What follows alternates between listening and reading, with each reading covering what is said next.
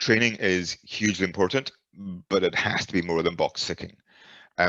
But good training is incredibly hard, and I'm not really sure what the answer is here. I think, ironically, training would become less necessary if we had a more diverse workforce. So part of me thinks that other solutions are needed as well, such as positive action measures to increase representation at every level, from PhD to postdoc, lecturer, associate professor, professor, etc. So, while some training, such as bystander training, can give you techniques on how to intervene if you see someone being bullied or experiencing some harassment, say due to their ethnicity, sex, or gender identity. Ultimately, only by having this more diverse workforce will we really see change coming, because then people will be less likely to do the things because they will know better. It helps.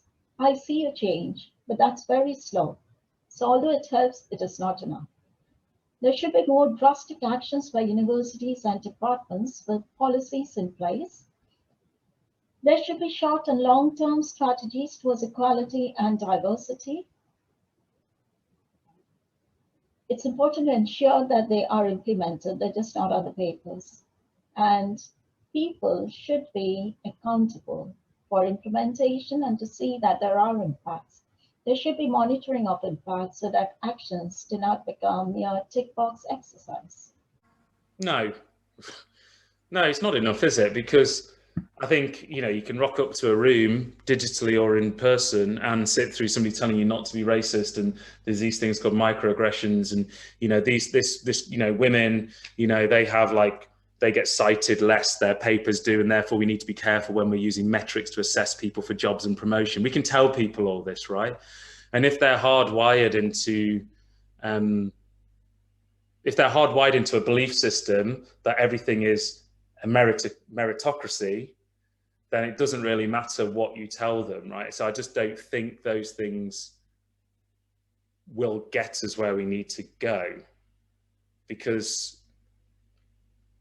they don't really bring around the evolutionary cultural change we need. I think we need probably more revolutionary cultural change, where we have people being publicly disciplined for transgressions, and we don't have people signing non-disclosure agreements if they have to leave a job because they've been sexually harassed, for example, which happens.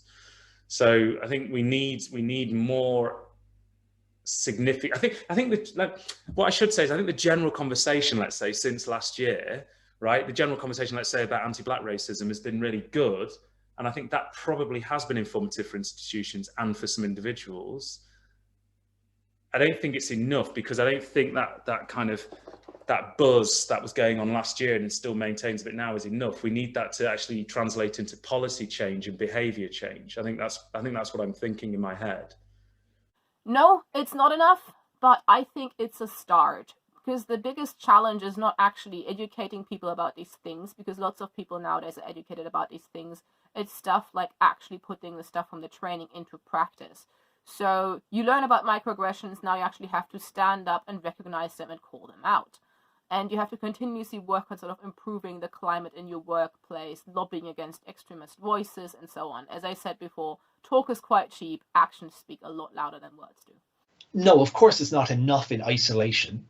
I know there is talk in some institutions about making it mandatory for probation or promotion.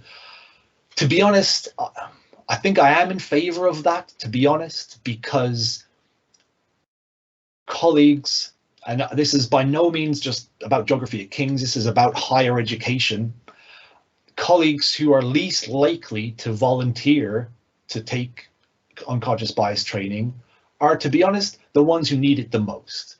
So something mandatory is probably needed, but the training is by no means enough. We need to look much more deeply. There are deep-rooted problems that need to be explored. And the first step to that is being open about what all these problems are. Lay them out clearly, then think, what can we do to address them? life as an academic is super busy. It's really, really busy all the time. But that's not a good enough excuse to just let the status quo play out. No, it's not.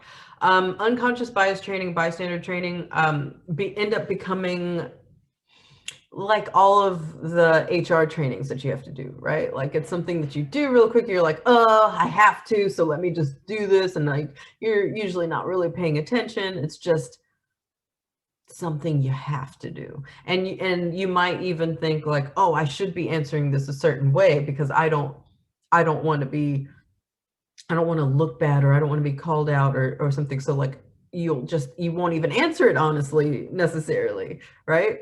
You just want to pass. So yeah, that's not helpful. It's, I think, important. Absolutely important. So people have the knowledge and the history and the tools to solve things, especially with bystander training.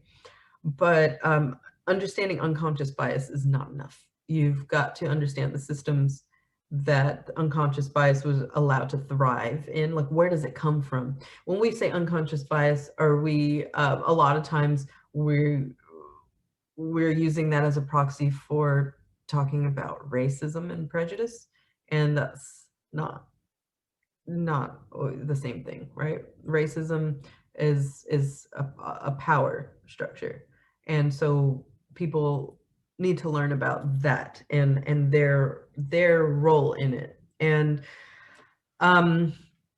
that's a little trickier because you making like anti-racism trainings mandatory is a little more difficult than making unconscious bias training mandatory. But yeah, very long answer short, no, it's not enough, but it's something.